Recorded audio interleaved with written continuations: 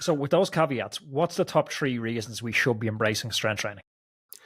Because your time is going to be so valuable spent off the bike, because you can do things off the bike to support your riding that you just cannot do on the bike. So let's give you an example. So let's talk about if you have any pain or discomfort on the bike. Obviously, you got to go get a bike fit. I need to just put out that disclaimer. I'm a huge proponent of bike fits. I think it's a given. I think it's one of the best uses of your money. If it's between a higher level spec on a new bike versus and no bike fit versus a lower level spec plus bike fit, go lower level, get a bike fit. I think that's probably going to be more beneficial.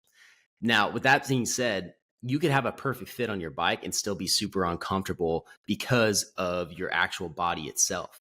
If you have muscle compensations, like let's just say, for example, your lower back is getting fired up and it's compensating for what your core should be doing. Essentially, it's trying to stabilize and work on overdrive because your abs are so inactive, or you have no ab engagement at all. Maybe you don't have any glute engagement. These are all the muscles that should be firing to protect your low back. But instead, your low back is taking the heat of that and you end your ride completely smoked, or you can't finish an effort because of that pain. Now, how would you correct that on the bike? You really can't do it. You have to actually get off of the bike and put yourself in positions like, for example, to get your low abs activated, you could do a posterior tilt exercise. You could do hip hinges to get your glutes activated. And you could hold planks and breathe while you have core tension to train your body to do this, so that when you go out on the bike, those muscles are actually firing. Like it's almost impossible to do because of the poor position of the bike. As much as I love cycling, it's just, you can't argue that it's like this healthy position that, you know, is going to solve all your problems. Yeah, I'm already feeling attacked here. Like I'm 4 hours into a ride and I can just feel my lower back, like those erector spinae stabilizing muscles either side of the spine just locking tight on me. And I know it's like neglect in core. So it's you just validating that assumption for me now. Oh, yeah. And a lot of times it's your QL as well. Like when people have single-sided back pain, you have this deeper muscle, your quadratus lumborum, and there's a stretch you can do to alleviate it, but to do it on the bike is so difficult. And not only that, but you have to, when you're strength training, part of the reason it's so effective is because you're in a safe, controlled space. There's a lot of things you can't do on the bike simply because you have to stabilize and make sure that you don't crash, and it's not necessarily safe.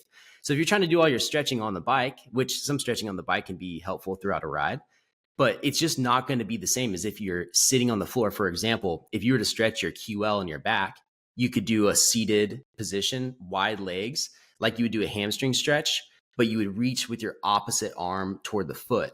And reaching with the opposite arm pushes that stretch into your low back, right where you're probably going to feel that pain. But again, if you're trying to stabilize on the bike, it's not going to work just by kind of arching out. So you have to breathe, allow your body to sit into the stretch, and then you can start focusing on letting that muscle, in particular, the release. So that's why off the bike strength training is so important, because you can do things that just cannot be done on the bike that are completely necessary for you to have your best ride. And honestly, that's just pain coming from muscle compensations. That doesn't even have to do with your overall economy and your overall cycling efficiency. Because if you have, let's just say you have quads that are compensating for your hamstrings because your hamstrings are just completely dormant. They're not firing. They're not doing any supporting work. Now, it's obvious that quads are the primary knee extender, so they're going to be doing the majority of the work in the pedal stroke. But if you don't have your hamstrings supporting them a little bit and working a little bit, you're not going to be getting as much out of your legs as you should be. In fact, that muscle mass, which especially road cyclists are so concerned about putting on too much muscle, if you want to get the most out of the current muscle that you have, you can't have compensations in your body. So how do you get more hamstring activation? Well, you could do all sorts of stuff like scrape the gum off your shoe at the bottom of a pedal stroke. And there are those things, or you can train it in a very controlled place like the gym, where you put yourselves in positions where it's almost impossible for your hamstrings not to be the primary mover. You get them activated, you get them stronger. And then when you go out on the bike, it's autonomous. You don't have to think about it. You know, your brain and your body just does it and it works together. So not only do you have less pain, but you're more efficient with the actual available muscle that you have.